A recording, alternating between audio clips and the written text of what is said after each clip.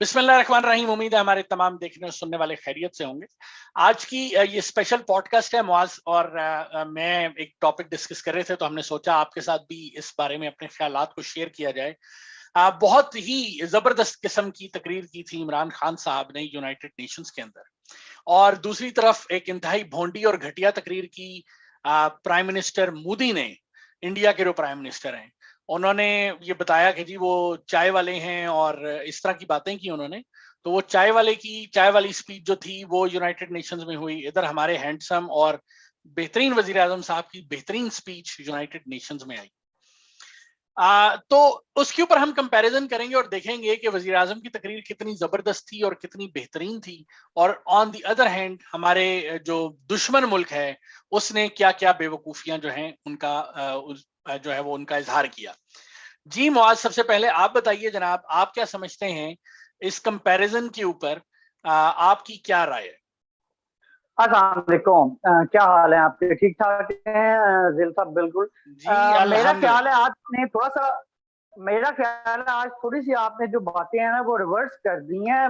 वो क्या कह सकते हैं, बीइंग अ पीटीआई पर्सन भी मुझे हजम नहीं हो पा रही। ठीक है, मान लिया यार हमारे प्राइम मिनिस्टर साहब बड़े हैंडसम है, मान लिया मोदी चाय वाला था, but to be very honest, being a educated person, जिसे कह सकते हैं वेल मैनर्ड या वेल एजुकेटेड पर्सन या शहरी होने के नाते, मुझे भी कुछ चीजें नजर आने लग गई हुई हैं। मैं बेशक आज भी डाई हार्ड फैन रहूंगा इमरान खान साहब का, बट वक्त की जरूरत तो समझना होगा सर। हमें हमें इस बात से बाहर आ जाना चाहिए कि जनाब इमरान खान साहब इतने हैंडसम है, इतनी अच्छी तकरीरें करते हैं, बट अब तकरीरों से आगे बात निकलनी पड़ेगी। और ठीक है, नवाज शरीफ साहब ने मुल्क लूट लिया, ठीक है, जरदारी साहब ने करप्शन कर ली, ठीक है, इनको लूटा हुआ मुल्क मिल गया, लेकिन इंडिया की अगर हालत देखें आप तो वो हमसे ज्यादा लूटा हुआ है। वहां तो यानी माफियाज की एक लंबी लाइन है, या अंडरवर्ल्ड की जो है वो एक लंबी लाइन है, जो पाकिस्तान में तो आपको ऐसी कोई चीज ही नजर नहीं आती सर।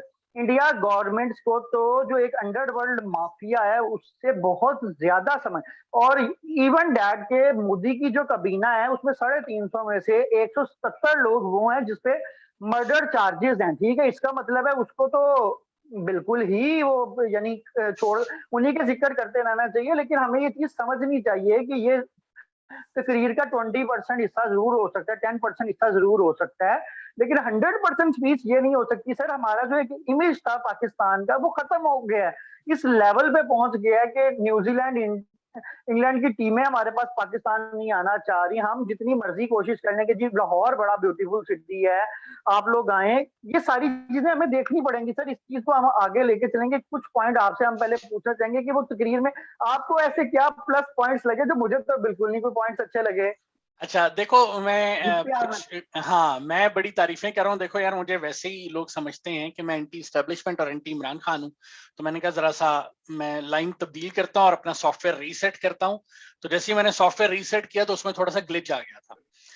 अच्छा देखो बात क्या है कि हमने लास्ट अपनी पॉडकास्ट में, पिछली एक पॉडकास्ट में बात की कि बिलियन ट्री सुनामी जो है उसकी तारीफ की बोरिस जॉनसन ने, बिल्कुल तारीफ की।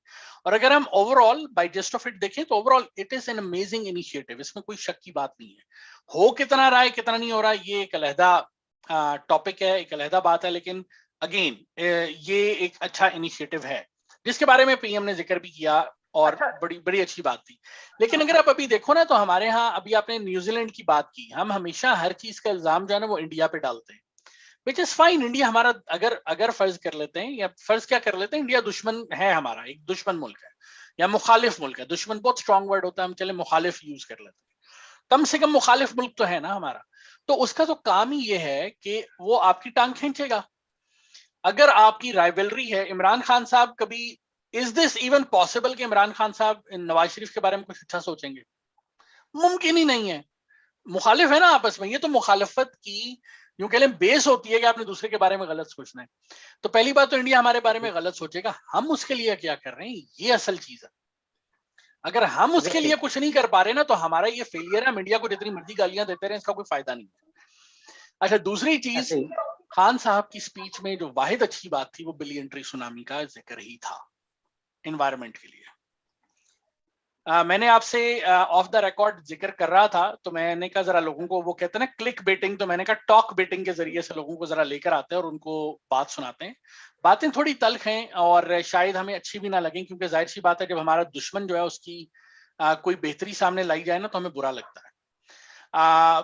अगेन मुझे दुख हुआ, मैं इमरान खान साहब से बहुत अच्छा एक्सपेक्ट करता हूं, at least in terms of speech, क्योंकि एक बात है, उस बंदे को बोलना आता है, लेकिन अनफॉर्चुनेटली पिछले 3 साल से जो बतौर वजीर आजम वो यूनाइटेड नेशंस में तकरीरें कर रहे हैं, वो एक ही रटी रटाई किस्म की वही बातें हैं। मोदी कहता है हम वैक्सीन बना रहे हैं, हम फला फला फला किस्म की वैक्सीन बना चुके हैं, फला फला बना रहे हैं, टेस्टिंग फेज में। खान साहब फरमाते हैं खुदारा हमें वैक्सीन दे दो, ठीक है। मोदी मांगने वाली कहता स्ट्रेटजी चल रही है ना। एग्जैक्टली। मोदी कहता है हम अपने स्कूलों में प्रैक्टिकल एजुकेशन लेकर आ रहे हैं, जिसकी वजह से हम टेक्निकल लोगों को पैदा कर रहे हैं। खान साहब के पास उसके अंदर बताने के लिए कुछ नहीं है, क्योंकि हम अपने जो अंग्रेजी की किताब है उसको भी इस्लामियात की किताब और जो है तारीख की किताब बनाने के ऊपर तुले हुए हैं। इसलिए हमारे प्रैक्टिकल एजुकेशन तो दूर की बात है, हम कहते हैं सिर्फ इस्लामियात और आपने मुताला पाकिस्तान पढ़ना है। तो उनके पास वहां पे तो बताने के लिए कुछ नहीं था, तो उन्होंने कहा मैंने पनाहगाहें बना दी। मोदी कहता है कि हम लोग जो है मईशत में तरक्की करें। माशियत मेरे मुंह पे भी आ रहा था खान साहब की तरह। अच्छा मंशियात तो नहीं आ रहा था, मंशियात आ रहा था। तो मईशत में हम तरक्की कर रहे हैं। खान साहब जो हैं वो फरमाते हैं कि हम लोगों को एहसास प्रोग्राम में पैसे दे रहे हैं। मोदी कहता है कि तुम हमारे पास आओ, हम तुम्हारे लिए तुम्हें इंडस्ट्री लगाने का मौका देंगे, हम फलाना करेंगे। खान साहब कहते हैं लुट गए, बर्बाद हो गए, हमारा सारा पैसा लेकर तुम बाहर लेकर चले गए। देखें, ये जो यूनाइटेड नेशंस की इस तरह की तकरीरें होती हैं दुनिया सारी के सामने, वो इसलिए होती हैं कि आपने अपने आप को सेल करना होता है। आप अपने मुल्क को सेल करते हैं ताकि आपके मुल्क में बिजनेस आए, आपके अंदर पास लोग आए। जब हम खुद ही कहेंगे लुट गए, बर्बाद हो गए, हमसे तो बुरा कोई है ही नहीं, हम तो दुनिया के सबसे बुरे लोग हैं, हमारे सारे करप्ट लोग आपके पास बैठे हुए हैं, और जब तक वो करप्ट लोग आप हमें नहीं देंगे हम तो दुनिया में कुछ कर ही नहीं सकते, तो लोग आपको एक फाशिस्ट रिजीम के तौर पर ही कंसिडर करते हैं। नवाज शरीफ पैसा लेकर भाग गया, समझ में आती है यार, एक सिंपल सी बात है। आप माशाल्लाह से बैंकर हो, आपको फाइनेंस के बारे में इल्म है। एक होती है संक कॉस्ट किसी भी बिजनेस की। संक कॉस्ट ये होती है कि आपके बिजनेस का कुछ पैसा डूब जाता है ना, तो आप उसके पीछे नहीं भागते, आप उसको कहते हैं यह है संक कॉस्ट, खत्म करो, आगे चलो, ठीक है। इन शॉर्ट अगर सिंपल वर्ड्स में बहुत सारे लोगों को चाहिए संक कॉस्ट समझ ना आए, लेकिन डैड्स का भी एक वर्ड यूज किया जाता है कि यानी ऐसे खाते जो बिल्कुल डेड हो गए हैं, ठीक है। यानी अगर जो हमारे कॉमर्स के स्टूडेंट्स अगर देख रहे हैं तो वो बैड डैड्स के जरा वर्ड को इजीली समझ लेंगे। एग्जैक्टली तो यानी ऐसे खाते जिनके बारे में आप, अगर बेहतर है कि आप अपनी खामोशी इख्तियार करें और उसके बजाय बेहतरी की तरफ चलें। खान साहब फरमाते थे कि हमारे पास रोजाना 8 अरब रुपए की करप्शन होती है, यौमिया। इतना पाकिस्तान का बजट नहीं है जितनी वो कहते थे कि करप्शन होती है, ठीक है ना। अगर वो अब तो नवाज शरीफ भी हुकूमत में नहीं है, चलो जरदारी की हुकूमत एक सूबे के अंदर है, तो 8 के अगर 4 हिस्से करें तो 2 अरब, 3 हिस्से तो बचने चाहिए ना यार। अगर वो 3 हिस्से रोजाना पाकिस्तान में बचना शुरू हो जाएं तो पाकिस्तान के हालात बदल जाएं। और मजे की बात यह है कि यूथ पने का इतना वो क्या कहते हैं यहाँ पे मसला है कि फवाद चौधरी जो है, आपको याद होगा, वो यही बात किया करता था उस वक्त में। ये यानी वो ये लॉजिक जो मैं आपको दे रहा हूँ फवाद चौधरी दिया करता था। आज वो इस लॉजिक के अगेंस्ट बैठा हुआ, क्योंकि उसकी पॉलिटिकल आइडियोलॉजी उसको इस बात की इजाजत नहीं देती, उसको उसकी हुकूमत में रहने की जो भूख है वो इस बात की इजाजत नहीं देती। देखो, कंपैरिजन ये है कि हमने एक तरफ मोदी है, एक तरफ इमरान खान है। इमरान खान ने अपना मुल्क सेल करना था, मेरा ख्याल से इमरान खान ने अपने मुल्क को बदनाम किया। मोदी अपने मुल्क में हरकतें कर रहा है।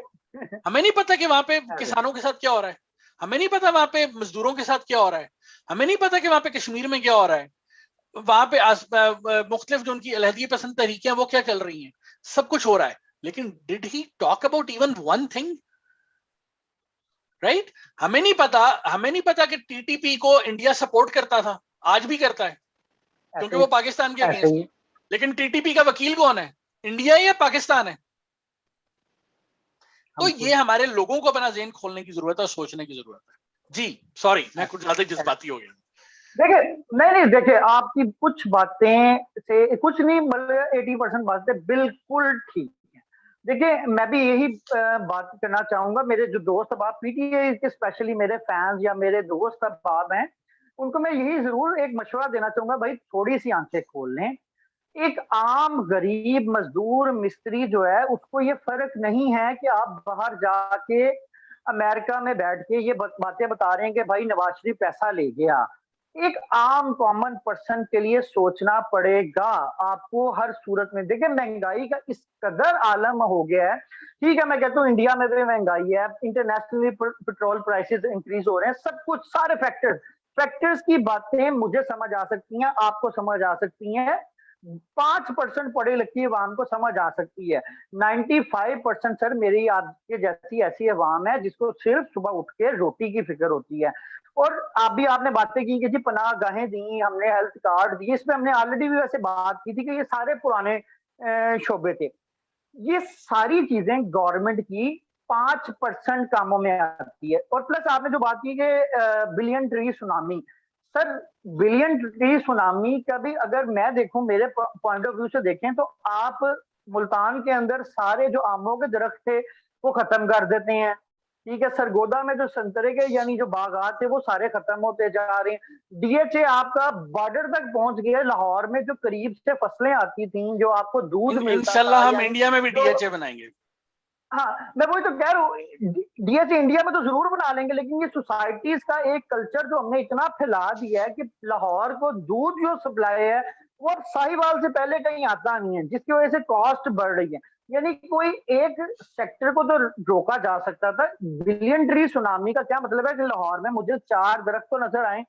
मेरी इतला के मुताबिक या मेरी रिसर्च के मुताबिक आप गूगल कर लें, आज से 10 साल पहले लाहौर किनाल रोड की एक्सटेंशन हुई थी, ठीक है, और उस टाइम कोई 12,000 से ज्यादा दरख्त काटे गए थे, ठीक है, जिसकी जगह अल्टरनेट दरख्त लगने थे या यानी उसी रोड के आसपास लगने थे। वो कहाँ लगे बिलियन ट्रीज में से मुझे भी कोई कमेंट सेक्शन में यूथियास बता दे, मैं भी मान लूंगा यार।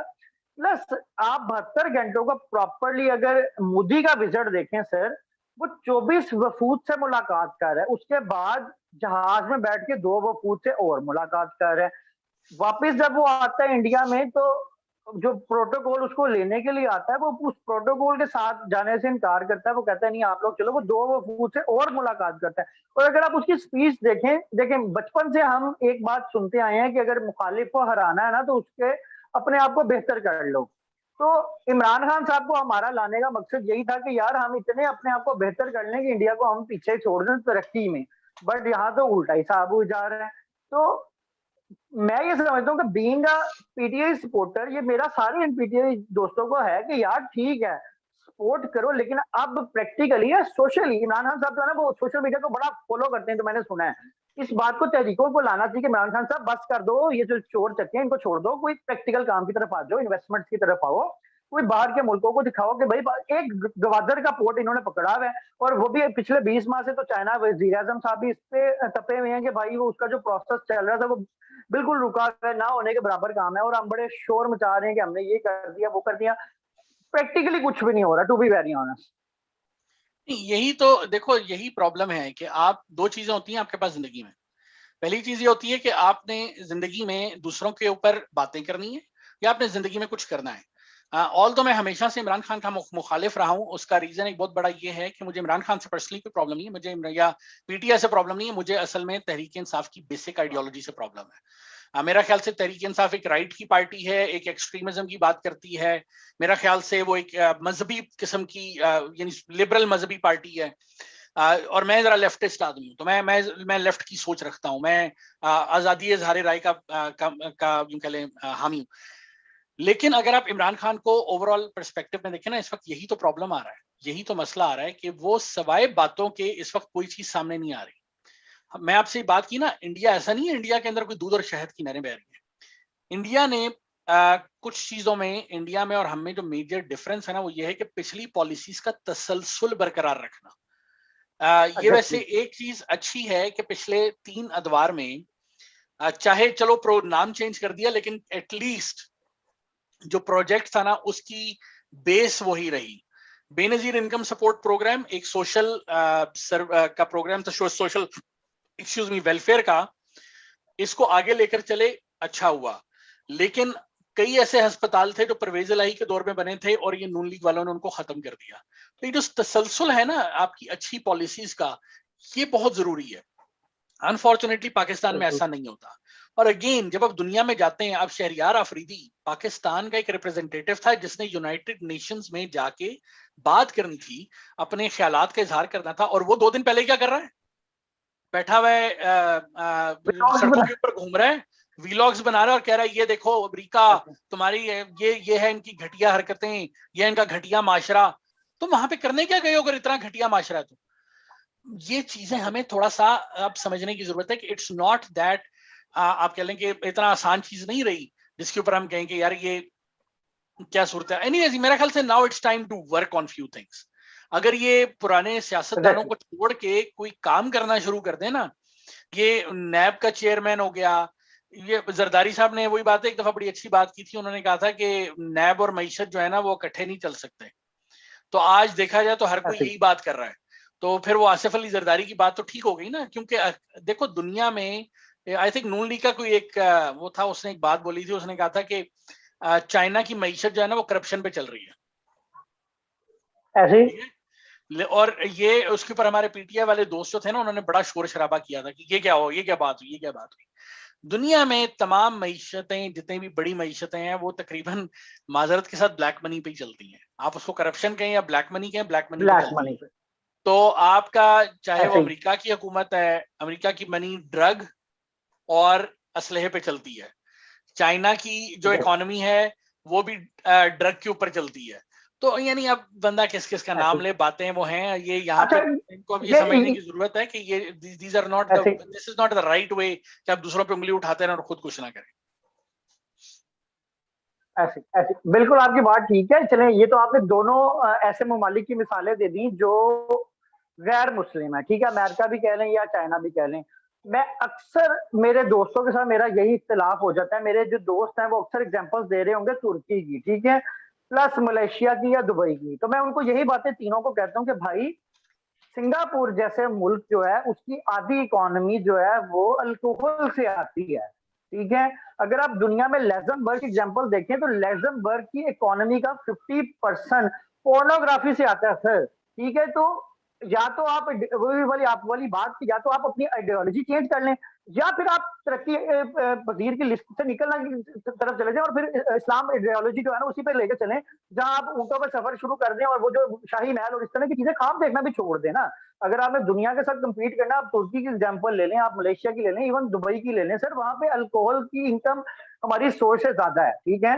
वहां के नाइट क्लब्स की जो इलीगल इनकम है वो हमारे बजट से ज्यादा है सर, ठीक है। ये हमें चीजें एक्सेप्ट करनी पड़ेंगी जो हम एक्सेप्ट करने को तैयार हैं। हमें लगता है कि बस जो हमारा मीडिया जो है ना वो तुर्की ड्रामे दिखा के ऐसे साबित कर देता है कि वहाँ आज भी 1400 साल पहले जैसी हुकूमत है। मैं कहता हूँ भाई उनके ड्रामों के ड्रेसिंग देख के आपको समझ नहीं आती है, लेकिन हमारी जो आइडियोलॉजी है ना वो किसी एक सिमत में नहीं चल रही है बेसिकली।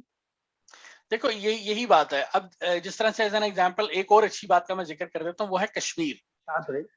कश्मीर जो है फॉर एग्जांपल, कश्मीर वाकई में हमारे लिए एक बड़ा एक अहम इशू है। और कश्मीर में जिस तरह से बर्बरियत जो है वो हो रही है इस वक्त कश्मीर के अंदर, इसके ऊपर बात करना जरूरी था। मैं ये नहीं कह रहा हूँ उस पर इसी तरह से अमेरिका इंडिया की बात करें, उसने अफगानिस्तान के बारे में बात की, मैं ये नहीं कह रहा इसके बारे में बात मत करें। आप उनके मजालिम का भी जिक्र करें, सारी बातें करें, लेकिन आपका मेन फोकस ये होना चाहिए कि आप अपने मुल्क के वसाइल को कैसे सेल कर सकते हैं।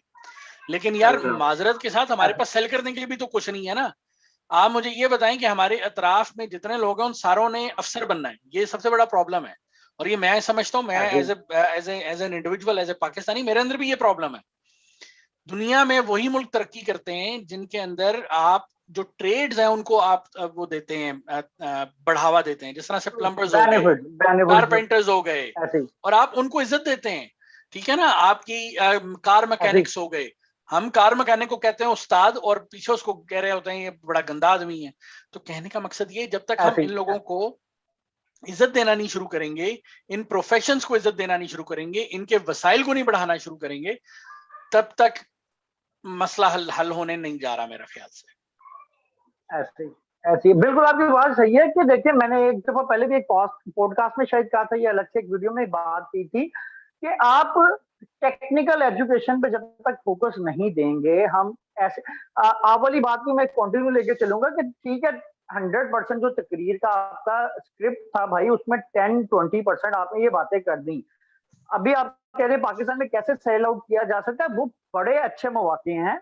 लाइक हमारे पास जो टूरिज्म फैसिलिटी है टूरिज्म हम उसको बिल्कुल, प्रमोट करने के लिए वहां पे हम जरूर दे उसके ऊपर सकते कोई हैं कि भाई बात ही नहीं हमारे हुई। पास इतने, उसमें कोई बात ही नहीं हुई, ठीक है नंबर वन। तो जो फिर प्लस जारी बात है जब क्रॉस क्वेश्चनिंग अगर हो या इंटरनेशनल मीडिया पे आप जा रहे हैं तो आप लोगों को एक क्वेश्चन जरूर छोड़ सकते हैं कि जनाब हमारे पास इतने अच्छे टूरिज्म अदारे हैं या मौके हैं, अगर आप लोग वहां आते हैं या नहीं आते, आप लोगों को क्या प्रॉब्लम्स क्या फेस आ रही है, उसके ऊपर हम काम कर सकते हैं।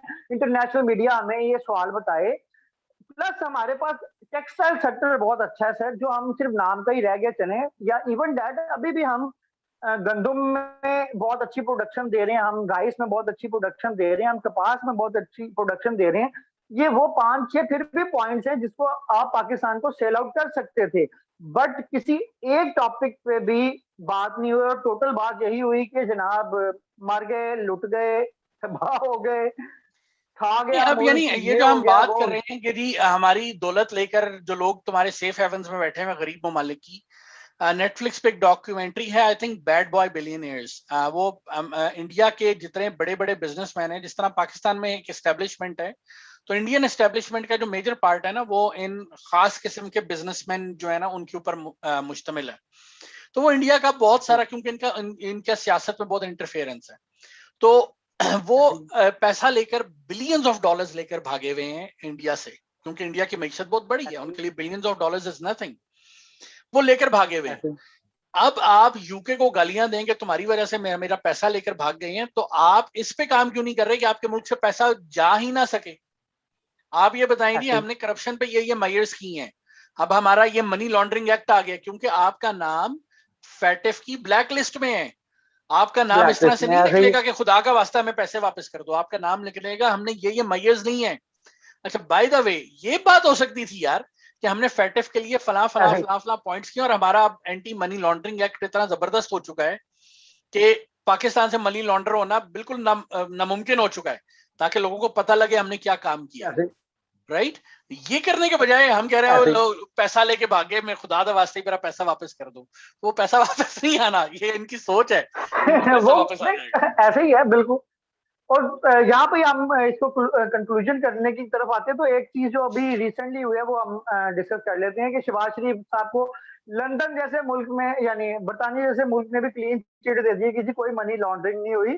सर उनके पास पैसा गया है, ठीक है, वो उस पैसे को यूज कर रहे हैं, वो कैसे साबित कर देंगे कि उनके पास ये सारा पैसा मनी लॉन्ड्रिंग होके आया, और वो क्यों करेंगे। सबसे देखिए मेरे बहुत सारे जो वहां पे बोरिस जॉनसन है, इमरान खान थोड़ी है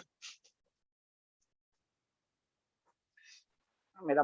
हाँ मेरे जो न्यू लीग की दोस्त है ना, वो मुझे 3-4 दिन से बड़ा टॉन्ट कर रहे थे कि भाई देखो जी इंटरनेशनली वो सादिक अमीन हो गए।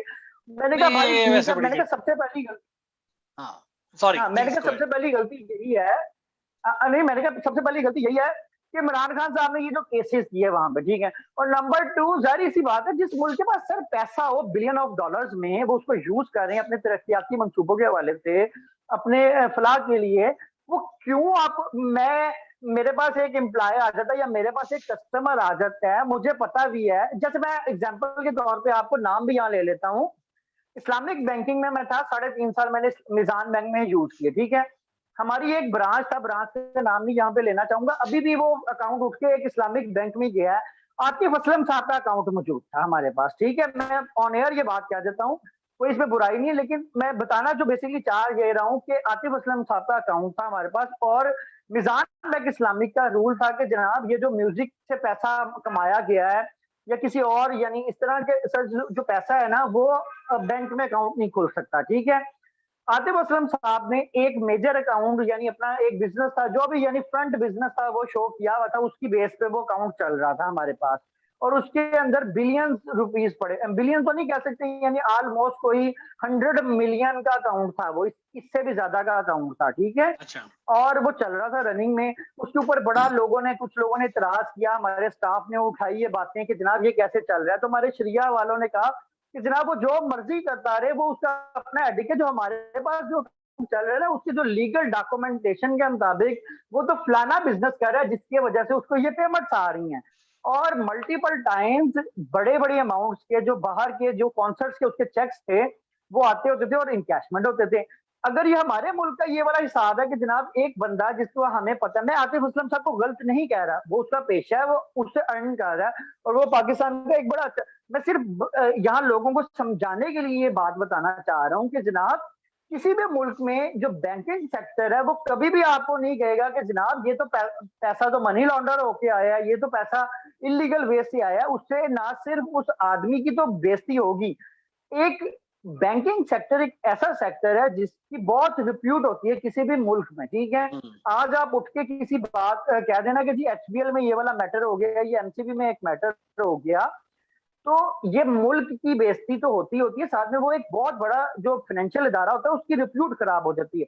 और कोई भी मुल्क, मैं नहीं समझता कि वो उसको डिक्लेयर करता है कि जी हाँ जी हाँ जी हमसे गलत हो गई। और जहां तक अगर मैं बरतानिया के बारे में मैंने पढ़ा हुआ है कि बरतानिया के जो बैंकर्स हैं उनको यानी मैंने एक जगह ये एग्जांपल पढ़ी थी, मैं यहाँ पे इसलिए कोट कर रहा हूँ कि मैंने एक जगह एग्जांपल ये पढ़ी थी कि बरतानिया, अब मुझे नहीं पता ये कितने हकीकत है, अगर आपको नॉलेज हो तो आप मुझे बताइएगा कि अगर कोई बरतानिया में इवन डैट किसी को सजाए मौत हो जाती है या कोई बड़ा केस है और उसको कोई बैंकर गवाही दे देता है ना कि ये बंदा सही है, तो उसको वो केस अदालत खारिज कर देती है। यानी इतनी रिस्पेक्ट की जाती है बैंकर्स की बरतानिया में।